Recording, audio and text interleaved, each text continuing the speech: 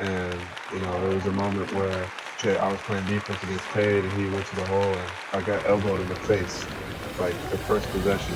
Flagrant elbow. So that was, a welcome to NBA moment.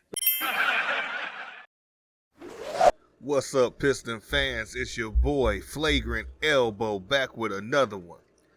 Good game tonight. Detroit Pistons beat the Oklahoma City Thunder 112-103. So we're going to talk about that. A couple players stood up today.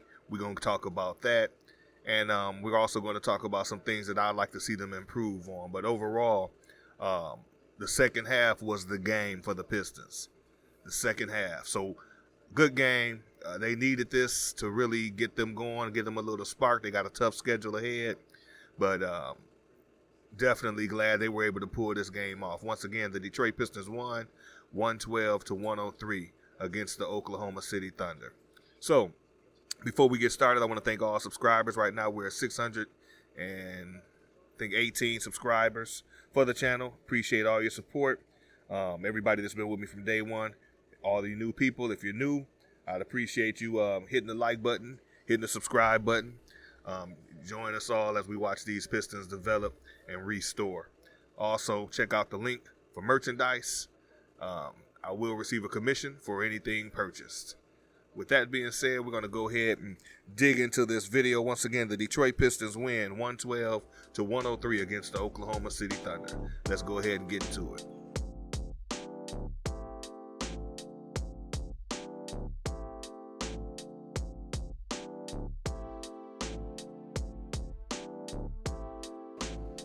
Wonderful game. At least wonderful second half. First quarter, OKC came out on fire, 33 points to Detroit's 28.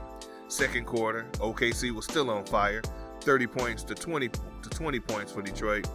And Gilchrist was really he was putting it on Detroit starting off. He really was locked in, he was loaded, and he was on fire. He ended up in the game with 33 points. 75% of those were in the first half. The Pistons figured something out with him and helped lock him down in the second half. But he wasn't missing.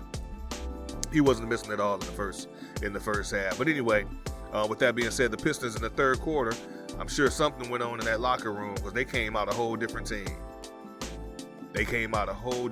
First half, shots weren't falling. The head was hanging low. That's that third quarter to start the second half. Jaden Ivey was on fire.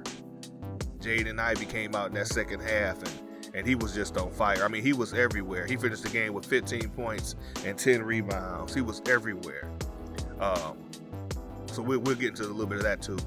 But coming out of the half, third quarter, Detroit Pistons 36 points to OKC's 22. That's right. Pistons scored 36 to OKC's 22. Outscoring them big time. The fourth quarter was no different. Outscored them by 10 points there. 28 points to 18. So the Pistons locked in. They locked in. Stat-wise for the team, for the game, the Pistons shot almost 42%, 27% from three. And free throws, they had 33 free throws, and I'll tell you who got the majority of those. But 33 free throws at 75%. They made 25 out of 33. OKC shot 40% field goal, 30% from three-point. They did 10 out of 33. And free throws, 11 of 17. Rebounds. We have been getting slaughtered getting rebounds. Teams getting tip backs and everything. We just haven't been able to get it together, especially grabbing defensive rebounds. Other teams have just been killing us. OKC had 46 total rebounds, 16 offensive.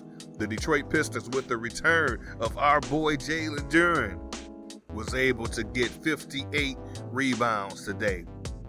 12 more rebounds than OKC with 16 offensive rebounds.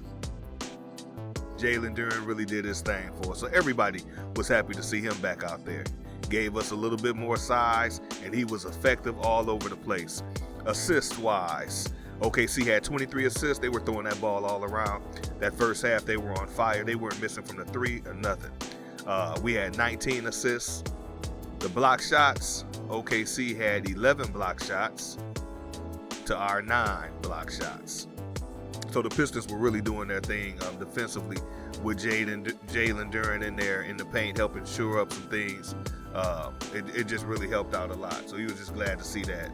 And also on the defensive end, the Pistons got 6 steals. Thunder got 9. Pistons had 14 turnovers.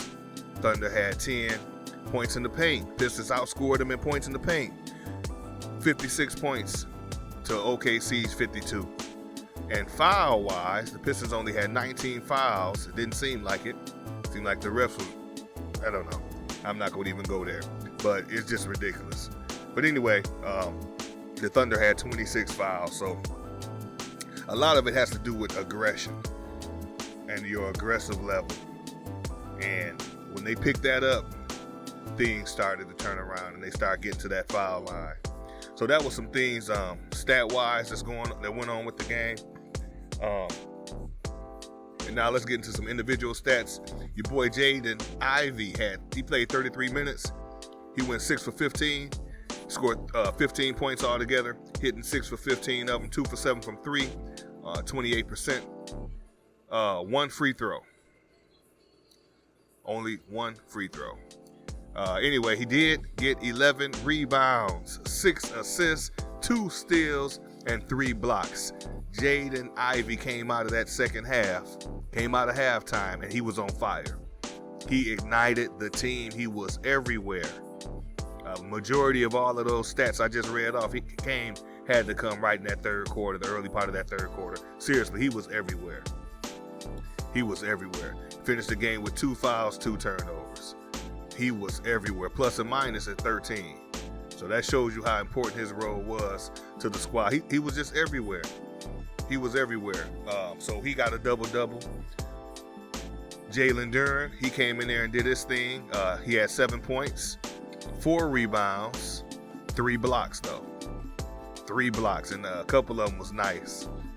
I thought he was going to pin it on the backboard, one of them, and snatch it off the backboard, but he did block it against the backboard. He's a beast. He's a beast. He only played 21 minutes, so I'm glad they're going to take their time with him. But when he's engaged and locked in there, he's a beast. 2 of those rebounds he got were offensive rebounds, and that's huge for Detroit. We needed that.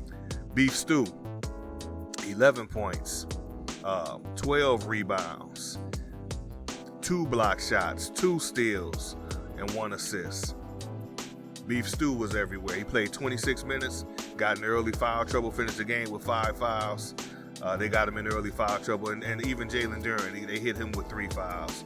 Cade Cunningham, he finished the game with 21 points. He had 11 rebounds, and he's one of 2 players to have 200 points, 70 rebounds, and 70 assists this season. He's one of 2 players. The other player is the one that they likened his game to, Luka Doncic. But he played 35 minutes. He just had a good solid game. Second half, he woke up. I think he only had 4 points in the first half. Shots weren't falling. But everybody got aggressive when that second half came out. He made it to the free throw with 4 free throw attempts, made 3 of them. Should have got there a lot more than that. But anyway, Killer Hayes, we had a Killer Hayes sighting today. 17 minutes of play. He scored 5 points, but he had 2 turnovers too. But he did have 4 assists, and he had some plays that won't show up on the stats. But he had some plays where he kind of looked good doing his thing too. He's just, you just want him to be more aggressive on the offensive end, build his confidence, and just finish. He does a lot of penetrating and trying to get rid of the ball, never really looking to finish, and that really hurts because it takes teams away from checking 5 people to just checking 4. He had 2 free throws. He made 1 of them. Sadiq Bey was the star of the game. He had 25 points, 5 rebounds, 2 assists, and I don't know what happened. Those threes weren't falling. He was 1 for 7 for that, the 14.3%. The threes weren't falling today. And Saddiq realized what else he had to do. And I had another video out where I mentioned that Saddiq Bey has to be aggressive. When Saddiq Bey is aggressive, the Pistons have a good chance of winning the game. Aggressive Saddiq Bey equals good games and the possibility to win. He's like a wrecking ball.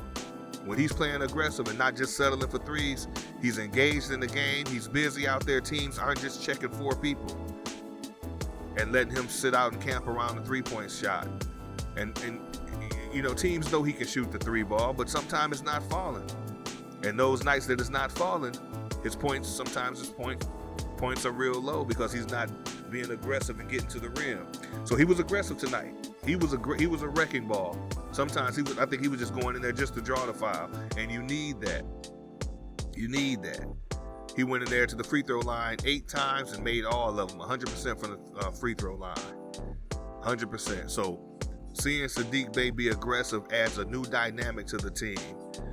Jaden Ivey can get to the rim, but he's a little light, he's a little frail. But when Saddiq goes in there, that big linebacker body, he goes in there and he can cause some damage and he can get to the free throw line. And that's what you like to see. Hamidou Diallo. We had a Hamidou Diallo site. Hami was everywhere, 11 points. I thought he got a block, but I guess he didn't. He had 11 points. He got a steal, 8 rebounds. He was everywhere. He didn't shoot no threes tonight. Yay. Shot 4 from 6 from the field. But he was everywhere, getting loose balls. He had 5 offensive rebounds. 5 offensive rebounds. That's huge. And that helps out Beef Stew and Jalen Duren big time. He had 5 offensive rebounds, and they all came at the right time. So he was aggressive, and usually he's always aggressive. Him and Beef Stew, you never really doubt their aggression. They're always aggressive. But when you get Cade being aggressive, Saddiq being aggressive, Killer Hayes being aggressive, then teams got a problem. Isaiah Livers, really, he didn't get too much going today. He did get 5 rebounds for us, though, and 1 steal. He had 5 points. 1 for 3 from the 3-point line, shot 6 from 2 from the field, and played 20 minutes. But he was out there, and he's always a threat to drop the 3 ball, so I like Isaiah Livers' game. Plus, he does a lot of things that won't show up, and he's very aggressive defensively. He had a good, solid game. Would have liked a little bit more from him, but that's okay. Shots just weren't falling for the whole team today. Even Bojan Bogdanovic. Bogey only shot 28% from 3 today. That's not going to happen. That's not going to happen. He made 2 out of 7 attempts. Finished the game with 12 points, 2 rebounds. Made it to the free throw line 4 times, so he was trying to be aggressive. But his shots just weren't falling. Even from the field altogether, he was just 3 for 11. So it's going to be times that the shot's not going to fall. You got to be aggressive and get it another way. And I'm glad they made the adjustment. At halftime, I don't know what happened in that locker room, but something happened. But I'm glad they made that adjustment and got out there and played some basketball, played some Detroit Pistons basketball. You in front of the home fans, out there with a team that you really should be able to compete with and beat. And they came out there in that second half and did that. So shout out to the Detroit Pistons, the young squad. They did their thing today. Like I said, my player of the game was Saddiq. I just wish the whole team wouldn't just settle for 3 so much. We are not the Golden State Warriors. We are not the Golden State Warriors. We got to get it. You got to get it multiple different ways. And one way I think is not relying on the 3 so much. Second half, they came out. They shot the 3 ball, but they shot a lot smarter with that 3 ball. The Pistons just come down sometime, and they just looking to get a 3 up. Nobody's looking to penetrate. Nobody's looking to drive. They're just looking to get a 3 ball up, and that's not smart basketball. I don't know if it's coaching. I don't know if that's what the defense is doing, because if you watch defenses, they seem to be collapsing around the paint. But that's why the drive and kick is so important, and that's what Jaden Ivey is there for, and Cade Cunningham. That backcourt should be able to drive and kick at any time. Cade may need to get a screen set, but either one of them can create and get in that paint and kick that ball out for the open man for the three. And that's what they did, but today's shots just weren't falling. So when you're having games like that, I just wish they would look more to just finishing in the paint. That opens up everything else, but just look to finishing in the paint. Intensity, I always talk about intensity on the defensive offensive end. It was low today in the first half. They came out like they had a spark and wanted to get something going, but after shots stopped falling, the whole morale of the team just sunk. And that's not what Detroit basketball is about. The grit that Detroit basketball is about and based on should be about defense. Defense should be the spark. Offense will be there, but defense should be the spark that the Pistons use for fuel, as they did. That second half came, Jaden Ivey got out there and was busy defensively, finding the open man. They get, just active, just very active. And then the defense is also what woke everybody up. They shut down OKC. So defensive intensity has to be the root of and the identity of this Detroit Pistons team. And that's going to take us into what I think the changes that I think they need to make. I just said the one about not shooting so many threes, but also this team needs to be a run and gun team. They are not going to match up against a lot of teams in the NBA with all their veterans, all these championship contending teams. They're getting ready to face Boston next. Run these teams, run them. I like watching Cade bring the ball up, but teams are hounding Cade, causes Cade to have a turnover. But what happens is when he brings the ball up, it's a slower pace, and that's fine. But you're taking this young team that's trying to build chemistry and trying to figure things out, and you're putting them up against a veteran defense that's set because you walk the ball up. Sometimes you have to walk the ball up. I'm not saying all I want to do is just run and get a million turnovers. I know turnovers will probably be high, but I just feel that they're a better team when the defensive intensity is high and they're just looking to get out and run. I just do. That defensive intensity leads to easy transition baskets. And I think that if their offensive mindset was to get out there and run, they get even more transition baskets. But you gotta use the speed, use the youth, those young legs, use that as one of your weapons. That's one thing I like about what they're doing over there in OKC. They come in as a team that gets to the paint. That's what they come to do, get to the paint. Not necessarily a three-point shooting team, but obviously, like we seen today, they can still shoot the three ball. And I would like that for the Pistons. A run and gun team that looks to get to the paint, but they also can shoot the three ball.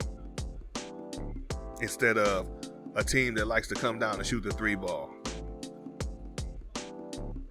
Be a run and gun team, man. Can you imagine how exciting that'll be? Especially if they get it and figure it out and do it in a way that's smart to keep turnovers down. So this was a good game. Bojan, like I said, Bojan had a rough night shooting. Everybody had a rough night shooting. But Sadiq Bey did his thing, got aggressive, got to that free throw line, put the Pistons on his back. And we all benefit by seeing some exciting basketball in that second half as opposed to watching that horrible first half. Also with Jalen Duren, he's going to be a problem in this league as he continues to develop, continues to grow, continues to get stronger. He had one play where his shoe came off. He threw his shoe back on and then turned around and got a pass and got right to the rim. Laid it up on the glass. 3 block shots. He had a good game. So it was good to have Jalen Duren back. That gave Beef Stew some help, but the refs just were killing them. 8 personal fouls between both of them. The refs just like to destroy our front court too. So I don't know. But anyway, Nerlens didn't play tonight. I was thinking he was going to get in there and play to help shore up the center position with the foul trouble, but he didn't play, and that was fine. That was fine. So this game definitely gives us something to be happy about, knowing that the Detroit Pistons were able to do their thing and pull one out today. So with that being said, we're going to close off the video. Once again, I want to thank everybody for their continued support. To all the subscribers, we have 618 subscribers right now. Thank you all. Check out the link in the description for merchandise. I'll receive a commission for that link. It helps support the channel. And everybody, just for your support, just thank you. Thank you all. If you got any comments, leave a comment. How you feel about the game? Were you able to watch it? What some things you liked? What some things you would like to see changed that the Pistons are doing? And what do you think is going to happen in the next few games? You think they're going to be able to contend, compete? It's going to be tough. It's going to be tough. The schedule gets a little bit tougher, but this is one game that I had marked that I felt the Pistons could be able to compete and possibly steal, and they were able to do both, especially with that second half performance. So that's all your boy got. Flagrant Elbow, thank you for rocking with me. With that being said, everybody, stay safe.